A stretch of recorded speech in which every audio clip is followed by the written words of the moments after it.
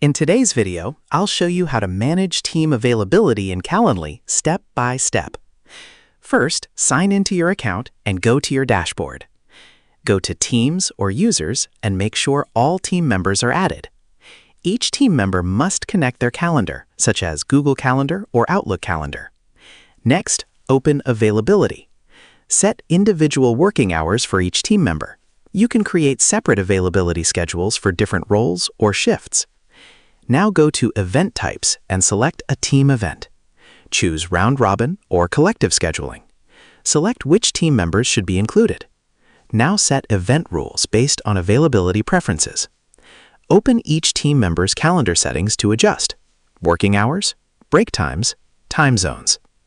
Next, go to Calendar Sync and ensure all calendars are properly connected to avoid conflicts.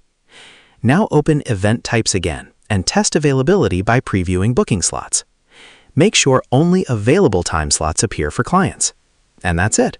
You've successfully managed team availability in Calendly.